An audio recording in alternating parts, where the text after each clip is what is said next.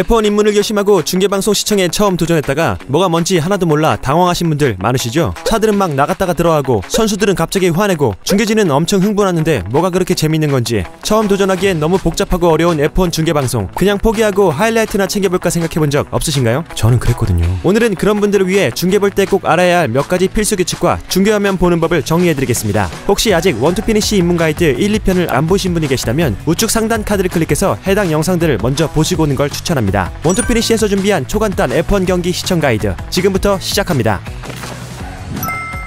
과거엔 한국에서 F1 중계방송을 보고 싶어도 볼 수 있는 방법이 많이 없었는데요. 시대가 발전하며 요즘은 다양한 방법으로 F1 중계방송을 볼 수 있습니다. 먼저 쿠팡플레이에서 F1 중계방송을 유료 시청할 수 있습니다. 프랙티스를 포함한 전 세션을 한국어 생중계로 볼 수 있고 안영진 캐스터의 짜릿하고 박진감 넘치는 중계 멘트와 윤재수 해설위원의 방대하고 다양한 해설을 들으며 경기에 몰입할 수 있습니다. 다만 올해 6월부터 별도의 스포츠 패스를 가입해야 F1 경기를 볼 수 있게 됐지만 현 시점 입문자들이 가장 편하게 F1 경기를 만나볼 수 있는 방법이긴 합니다. F1 자체 중계 플랫폼인 F1 TV를 통해서 유료로 중계방송을 볼 수 있습니다. 쿠팡플레이처럼 모든 세션을 생중계로 볼 수 있을 뿐 아니라 각 선수들의 온보드 카메라를 앱에서 직접 선택하며 볼 수도 있고 현재 레이스 기록, 미니맵 등 부가적인 정보까지 실시간으로 확인할 수 있습니다. 다만 한국은 F1TV 공식 서비스 국가가 아니기 때문에 F1TV 프로 서비스를 가입하고 결제하려면 VPN을 통해 우회 접속해야 하며 아무래도 중계 언어가 영어이기 때문에 중계진이 무슨 말을 하는지 제대로 이해를 못할 수도 있죠. 아직은 돈을 주고 F1 경기를 보기 망설여진다면 F1 유튜브 공식 채널에서 매 세션 종료 직후 제공해주는 하이라이트 영상을 보거나 F1을 다루는 국내 여러 유튜브들의 경기 리뷰 영상을 보면서 대강의 흐름을 익혀볼 수도 있습니다. 그게 아니면 여러분들도 해적이 되어 불법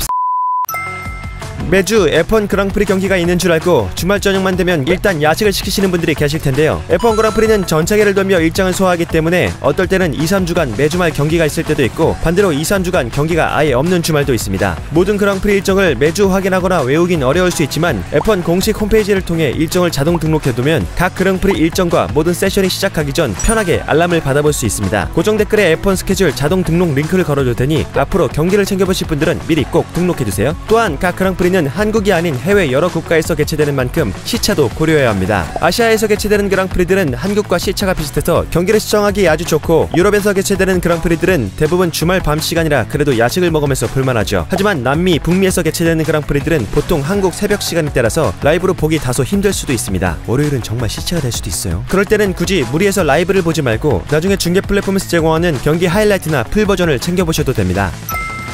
F1의 그랑프리는 크게 프랙티스, 퀄리파잉, 레이스로 진행됩니다. 프랙티스는 그랑프리가 진행되는 각 나라 서킷의 컨디션을 사전 체크하고 차량의 상태를 최상으로 만들어 퀄리파잉과 레이스에서 좋은 결과를 낼 수 있도록 세팅 및 연습을 하는 단계입니다. 퀄리파잉은 레이스의 출발 순서를 미리 정하는 예선전 개념이고 그랑프리의 본선이라고 할 수 있는 일요일 레이스에서 경기 결과에 따라 1위부터 10위까지 포인트를 획득하죠. 프랙티스 세션은 금요일에 프랙티스 1, 2, 토요일에 프랙티스 3를 각각 1시간씩 진행하는데요. 이 한정된 시간 동안 각 팀들은 새로운 업그레이드와 세팅을 테스트하고 다양한 데이터를 수집해 퀄리파잉과 레이스에서 좋은 결과를 낼 수 있도록 최선을 다해 준비합니다. 중계 플랫폼에서는 모든 프랙티스 세션도 생중계해주고 있기 때문에 각 팀과 선수들이 어떤 식으로 준비하고 있고 퀄리파잉과 레이스에서 어떤 결과를 낼지 예측해볼 수도 있죠. 다만 프랙티스는 말 그대로 준비 과정이기 때문에 입문자들은 굳이 프랙티스 중계를 안 보고 건너뛰어도 무방합니다. 바쁠 땐 저도 안 봐요.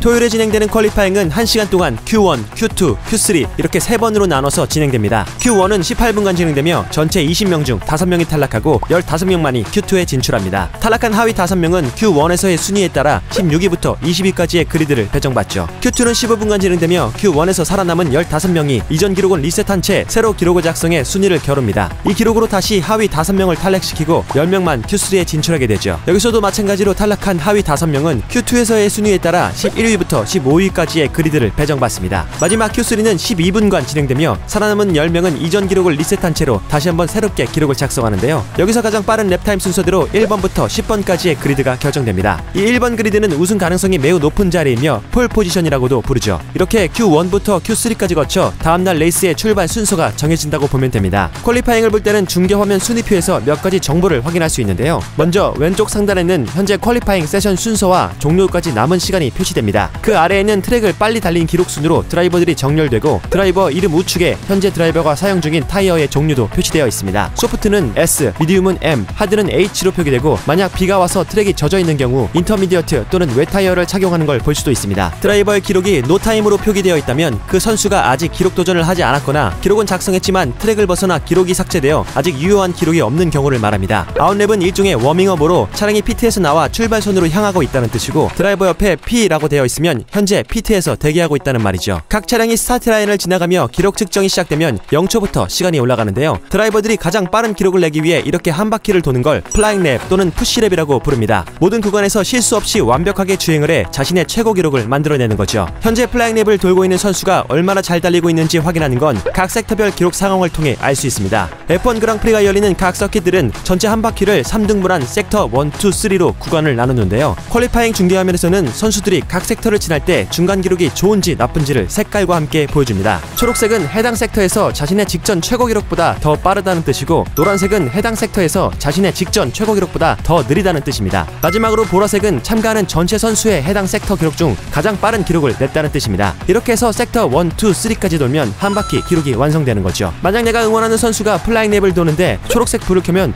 좀 기대해볼 만한데? 보라색 불을 켜면 야 이번에 1등 먹는 거 아니야? 노란색 불을 켜면 아씨 망했네 라고 생각하면 됩니다. 섹터별 기록을 볼 때는 비교 대상인 드라이버의 섹터 기록까지 동시에 띄워주기도 해서 내가 응원하는 선수가 비교 대상인 선수보다 더 빠르게 달리고 있는지 혹은 느린지 알 수가 있죠. 보통 상위권은 1등 선수의 기록을 비교해서 보여주고 하위권은 탈락권 선수의 기록을 비교해서 보여줍니다. 특히 하위권의 경우 Q1, Q2에서 각각 하위 5명이 탈락하기 때문에 현재 탈락 기준선에 걸쳐있는 드라이버의 기록을 바탕으로 그보다 좋은 랩타임을 기록하면 살아남겠지만 그보다 못한 기록이 나오면 탈락하게 될 수 있습니다. 퀄리파잉을 진행 시 플라잉 랩 도전 횟수는 제한 시간 내라면 몇 번이 되든 상관없습니다. 여러 번 시도해서 그중 최고의 결과를 낼 수도 있고 단 한 번에 모든 걸 걸어서 승부수를 띄우기도 하죠. 퀄리파잉 세션의 시간이 0초가 돼도 종료 직전에 스타트 라인을 통과하기만 하면 해당 랩까지는 인정해주기 때문에 특히 상위권 선수들은 트랙의 컨디션이나 트래픽을 고려해서 최대한 늦게까지 시간을 끌다가 세션 종료 직전이 되어서야 기록 측정을 시작하는 경우를 많이 볼 수 있습니다. 각 선수 옆에 체커기를 받았다면 그 선수의 최종 기록 작성이 완료됐다고 보면 됩니다. 이 최종 기록으로 퀄리파잉의 순위가 결정되고 이 순서대로 다음날 레이스의 출발 순서가 정해집니다. 다만 일부 선수는 퀄리파잉 진행 중 페널티를 받는 행동을 해 출발 순위를 강등당하기도 하고 퀄리파잉 중 차량 파손, 결함 등으로 부품을 교체할 경우 파크 페름의 규정 위반에 따라 기존 출발 순서를 잃고 아예 피트에서 출발하게 되는 경우도 종종 있습니다. 이런 경우는 다음날 레이스 시작 전 그리드에 반영되어 포기가 되죠.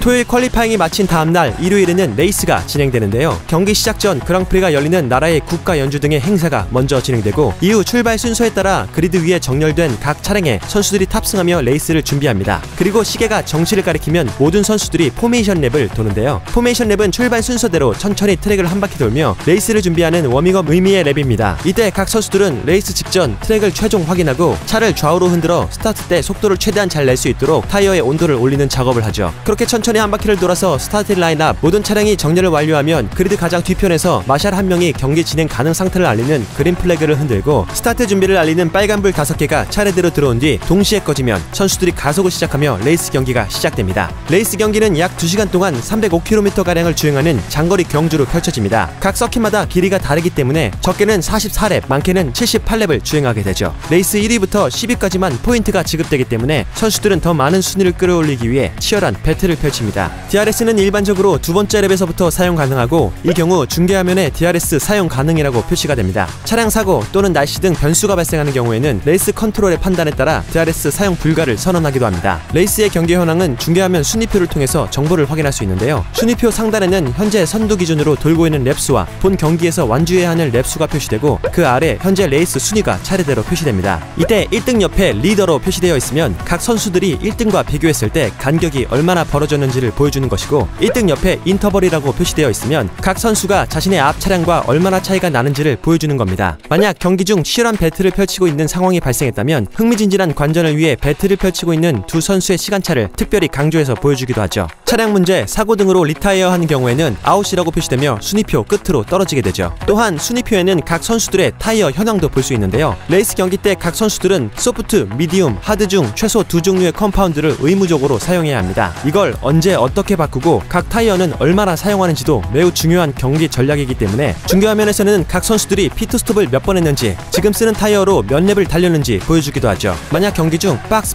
라고 팀 라디오가 나오면 지금 피트로 들어와 타이어를 교체하라는 신호입니다. 피트스톱 진행 시 타이어 교체에 2초에서 2.5초가 소요됐다면 매우 준수한 기록으로 볼 수 있고, 그보다 오래 걸렸다면 그만큼 피트에서 불필요한 시간을 허비한 셈인 거죠. 만약 경기 중 사고가 발생하면 각종 플래그가 발동되는데요. 옐로우 플래그, 세이프티카, 버추얼 세이프티카 등은 즉시 순위표 상단에 표시됩니다. 이후 상황이 해지되면 그린 플래그가 다시 선언되죠. 만약 경기를 중단해야 할 정도의 심각한 수준이면 레드 플래그가 발동되고, 이 경우 선수들은 즉시 피트로 복귀해 다음 상황을 대기합니다. 사고가 마무리되고 레이스 컨트롤이 경기 재개를 알리면 레드 플래그 발동 시점의 순위대로 다시 그리드 위에 정렬해 스타트 절차를 진행하게 되죠. 레이스 진행 중 진로방해, 사고 유발, 트랙 반복 이탈 등 규정을 어겼거나 비신사적 행동을 하는 경우 조사를 거쳐 페널티를 받을 수도 있는데요. 문제가 되는 상황이 발생되면 레이스 컨트롤은 이를 체크하고 스튜어드들에게 조사를 넘깁니다. 순위표 이름 옆에 노란색 느낌표 표시는 그 선수의 문제 행동에 대해 현재 조사 중이라는 의미죠. 이후 조사를 통해 무효로 처리되거나 해당 선수에게 5초, 10초 등의 타임 페널티가 부과됩니다. 이 경우 순위표 이름 옆에 빨간색 느낌표로 표시되고, 이 페널티를 받은 선수는 다음 피트스톱에서 무조건 이를 수행해야 합니다. 피트스톱 진행 시 해당 시간만큼 가만히 대기하고 있다가 페널티 시간이 경과하면 타이어 교체 등의 작업을 수행하는 거죠. 만약 피트스톱에서 페널티를 수행하지 못할 경우에는 최종 레이스 기록에 합산 반영됩니다. 예를 들어 한 선수가 55랩을 도는데 1시간 45분 23초가 걸렸다면 이 기록에 페널티 시간 10초가 합산되어 최종 기록이 완성되는 거죠. 단 몇 초로 승부가 갈리는 F1인 만큼 이런 페널티 합산 기록 때문에 레이스 최종 순위가 바뀌는 경우도 종종 있습니다. 정해진 랩수를 모두 돌아 레이스를 완주하면 체커드 플래그를 받고, 모든 선수들이 체커드 플래그를 받으면 레이스 경기가 마무리됩니다. 경기 중 발생한 페널티 등이 반영된 최종 순위가 확정되면 1, 2, 3위 선수들은 인터뷰와 포디움 세레머니를 진행하게 되죠.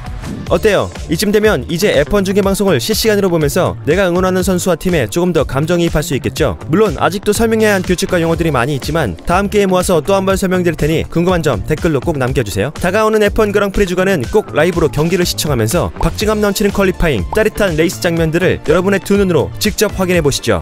좋아요와 구독은 F1보다 빠르게, 알림 설정까지 해두면 완벽하겠죠? 그럼 다음 영상에서 만나요.